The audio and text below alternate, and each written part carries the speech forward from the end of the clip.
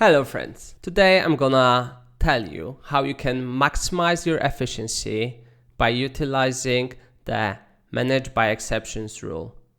I use it as a project manager, but also in my personal life whenever I need to delegate a task. This allows me to save time on one hand, and even more important, it allows to have control without micromanaging, whilst ensuring that the other party that gets the task done feels empowered and keeps the control over oneself, which is very important to be motivated and fulfilled with whatever it is that you're doing. This rule comes from Prince2, which is a project management framework methodology. Quite extensive with a lot of docs. Many people find it too much, but I actually like it. And recently, probably all the management strategies, methodologies, body of knowledge leans toward being lean and agile. And so does Prince2. So you can tailor a lot. I will not be focusing today on Prince2 or project management as such, just how you can use this rule for particular scenarios. What does managing by exceptions mean? It means that there are defined tolerances for certain objectives or parameters, which are the limit of the delegated authority. So if a parameter is forecast to exceed the boundary condition, immediately it needs to be referred to the next level of management. In project management, or in Prince2 in particular, those are time, cost, scope, quality, risk, and benefit. But let's not dig into those today. I will focus on 3 real-life examples of how I used the rule.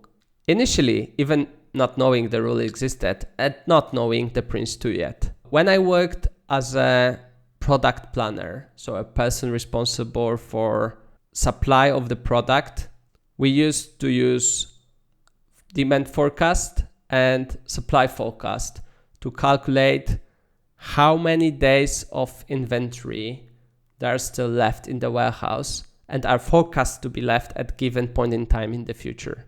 If the system I used calculated that at given point in time in the future the stock will drop below a certain threshold, let's say 9 days, VMI, so vendor managed inventory alert, was created by the system. And that was a trigger for me to talk to the supplied party how we mitigate the risk of running out of stock. So that was the first time this rule was used by me in practice, not even knowing that's the case. The second example from my experience is when we had a director who had a team of service managers responsible for multiple services, and the ask was to have each of them prepare a slide deck that we would review during the meeting to check current profitability of all the services and also the forecasts for the future.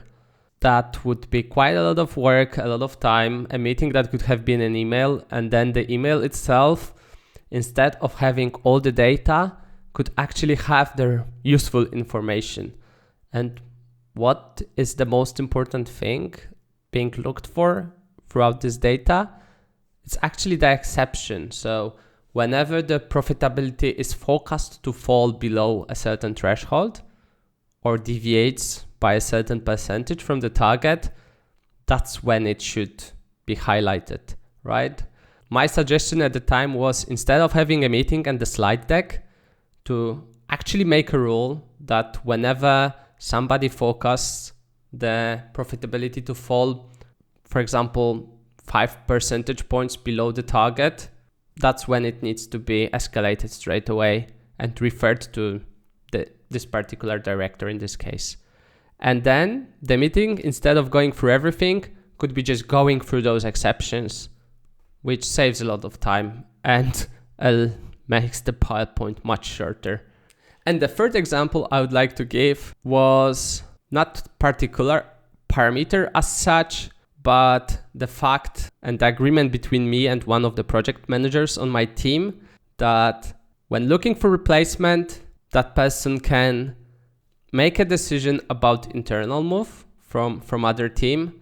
But if they don't find anyone internally for the role and it comes to external hire, that I need to be involved. That gives enough freedom for a PM to feel empowered and actually make a decision. But in case bigger commitment needs to be made and decision should be delegated to the higher up, that's when it actually happens.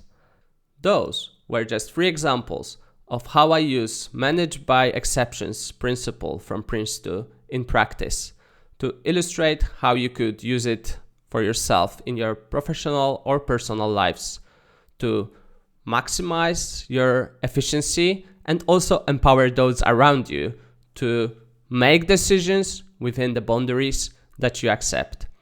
If you enjoyed this video, I would appreciate if you liked, subscribed, and signed up for notifications. Thanks for watching, and once it's out, you'll be able to find my next video here.